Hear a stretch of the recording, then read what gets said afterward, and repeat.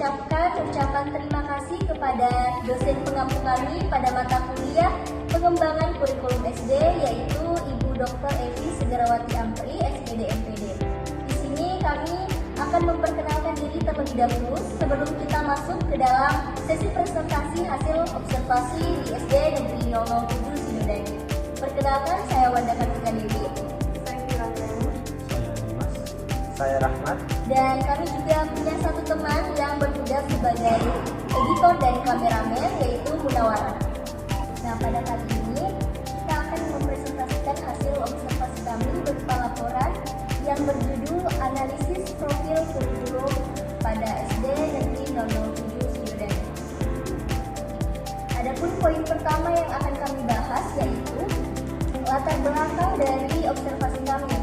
Nah, laporan ini akan menganalisis penerapan kurikulum merdeka yang dirancang untuk menjawab tantangan abad ke-21 dan memulihkan learning loss. Sebenarnya inti dari kurikulum merdeka yaitu otonomi sekolah, fleksibilitas belajar, dan fokus pada pengembangan karakter profil pelajar Pancasila atau P3. Nah, kurikulum ini juga mendorong pergeseran dari surface learning ke deep learning untuk kedalaman materi. Selanjutnya ada tantangan, yaitu banyak sekolah yang hanya mengadopsi saja, tetapi secara administratif dia tidak mengubah pedagogis yang nyata. Oleh karena itu, di sini kami akan fokus pada rekayasa pedagogis, yaitu bagaimana sekolah secara proaktif merancang dan menginterpretasikan kurikulum nasional seperti CP agar sesuai dengan konteks siswa. Observasi awal di SD Negeri 007 Sidodadi menunjukkan adanya upaya sungguh-sungguh untuk menerapkan rekayasa pedagogik ini. Poin kedua yaitu tujuan dari observasi kami, yang tentunya akan memenuhi latar belakangi hal tersebut. Yang pertama itu, kami menganalisis bagaimana profil pelajar Pancasila atau P3 dimanifestasikan dalam dokumen KOSP, yaitu Kurikulum Operasional Satuan Pendidikan di SD Negeri 007 Sidodadi. Yang kedua, kami juga menganalisis proses rekayasa pedagogik sekolah dalam menerjemahkan capaian pembelajaran menjadi alur tujuan pembelajaran. Dan yang terakhir itu, kami juga mengeksplorasi temuan wawancara dengan guru untuk mengonfirmasi implementasi deep learning di kelas. Tepatnya itu oleh Ibu Fitri kelas 1. Selanjutnya akan dilanjutkan oleh teman saya, yaitu Fira Amrani. Baik, saya Fira. Di sini saya akan menjelaskan tentang landasan teori rekayasa pedagogik. Tentunya analisis kami didasarkan pada kerangka teori utama, yaitu konsep rekayasa pedagogik menurut Dino DKK dan kawan-kawan pada tahun 2021. Di sini saya akan memaparkan dua poin utama, yaitu rekayasa yang pertama, yaitu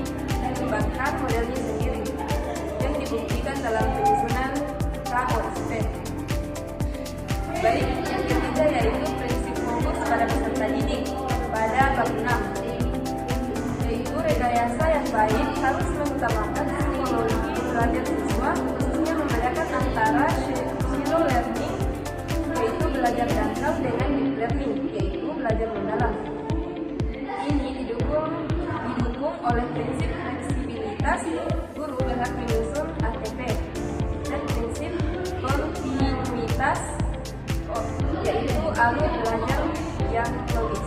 Yang keempat yaitu rekayasa struktur tujuan pada bab 7. Ini adalah dasar teknisnya. Teori ini menjelaskan perlunya memecah atau menganalisis tujuan besar seperti capaian pembelajaran menjadi tujuan-tujuan yang lebih kecil, spesifik, dan terukur, yang kemudian tersusun menjadi alur tujuan pembelajaran atau ATP. Baik, selanjutnya akan dibahas oleh saudara Dimas. Baik, saya Dimas. Di sini saya akan menjelaskan tentang hasil analisis dokumen KOSP dan ATP dan wawancara di SD Negeri 07 Sidodadi. Dan kami menemukan beberapa hal penting yang pada temuan 1, yaitu integrasi P3 yang menyeluruh, di mana sekolah telah mengintegrasikan P3 secara menyeluruh. Dan ini terlihat jelas dalam visi misi sekolah dalam materi KOSP yang memetakan distribusi P3, serta dalam modul ajar guru yang konsisten mencantumkan P3. Terus pada temuan kedua yaitu proses beda CP yang terstruktur. Sekolah tidak hanya mengadopsi CP dari pemerintah, tetapi temuan penting kami adalah adanya proses beda CP yang terstruktur melalui forum KKG mini di tingkat sekolah. Dalam forum ini, guru berkolaborasi menganalisis CP untuk menyamakan persepsi mengenai kompetensi inti yang dituju. Terus pada temuan ketiga yaitu pengembangan ATP yang logis, di mana setelah beda CP, guru diberi kebebasan melalui KKG mini, yang dimana untuk membuat ATP mereka sendiri. Dalam analisis dokumen ATP menunjukkan alur yang sangat logis dan hierarkis, bergerak dari konsep konkret ke abstrak, dari sederhana ke kompleks. Ini menunjukkan pertimbangan pedagogis yang mendalam. Terus pada penemuan ketiga yaitu penemuan keempat yaitu verifikasi praktik di kelas, di mana kami telah mewawancarai Ibu Fitri di kelas 1. Beliau menyatakan bahwa dokumen KOSP dan ATP yang mereka susun memberi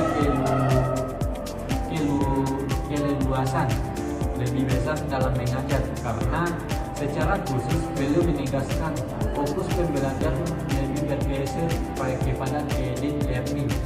Tujuannya adalah memastikan siswa benar-benar menguasai konsep esensial tanpa terburu-buru menyelesaikan materi.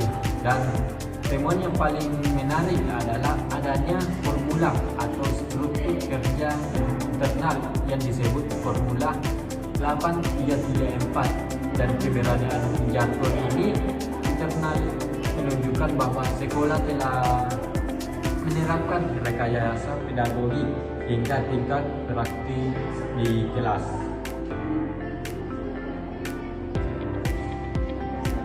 Selanjutnya kepada Saudara Rahmat saya persilakan.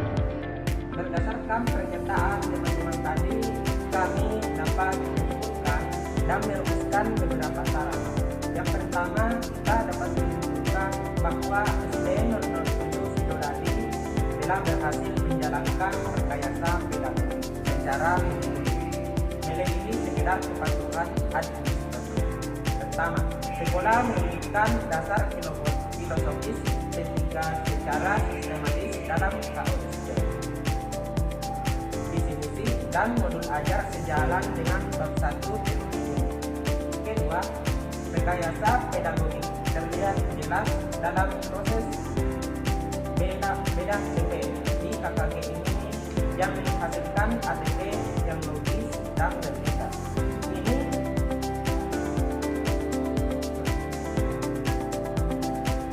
Ini adalah penyerapan bab 7 tentang rekayasa tujuan dan bab 3 metodologi dari teori guru. Ketiga, praktik di kelas terkonfirmasi berfokus pada deadline, yaitu puncak inovasi ini adalah adanya rumus internal 8334 yang menunjukkan tingkat otonomi sekolah tertinggi. Selanjutnya saran. Berdasarkan kesimpulan tersebut, kami dapat merekomendasikan beberapa saran bagi SDN 007 Sidodadi, seperti segera mendokumentasikan rumus 8334 sebagai prosedur operasi standar atau SOP internal dan terus membagikan praktik baik ini lewat KKGMI. Selanjutnya, bagi satuan pendidikan lain, fokuslah pada proses rekayasa seperti merancang sendiri, bukan hanya adopsi seperti menurut dokumen, gunakan kurikulum merdeka untuk fokus pada deadline. Selanjutnya, bagi peneliti berikutnya, sangat penting untuk melakukan penelitian lebih lanjut untuk mengungkap rincian, struktur, dan efektivitas dari rumus internal 8334. Sekian presentasi dari kelompok kami. Terima kasih.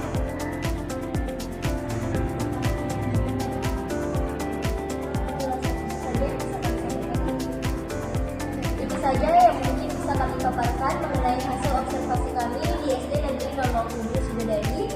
Kurang dan lebihnya kami meminta.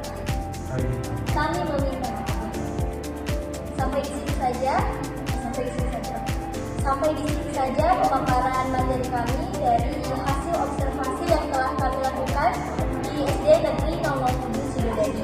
Kami memohon maaf apabila banyak kesalahan dalam penulisan maupun pemaparan dari kami. Wabillahi taufiq wal hidayah. Wassalamualaikum warahmatullahi wabarakatuh.